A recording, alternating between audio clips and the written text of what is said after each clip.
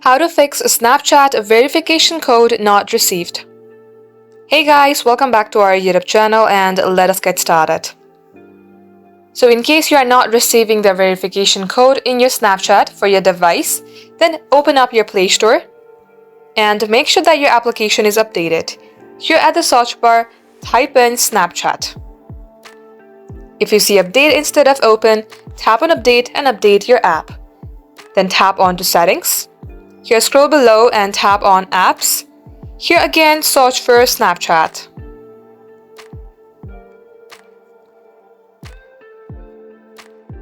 Now under here go on to notifications and make sure that you have allowed notification on this device.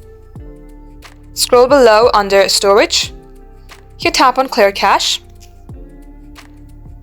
Once you do all that, tap on to permissions. And if you are trying to send notification to your mobile number, then also make sure that you have allowed access for your phone. If not, tap onto it and toggle on allow.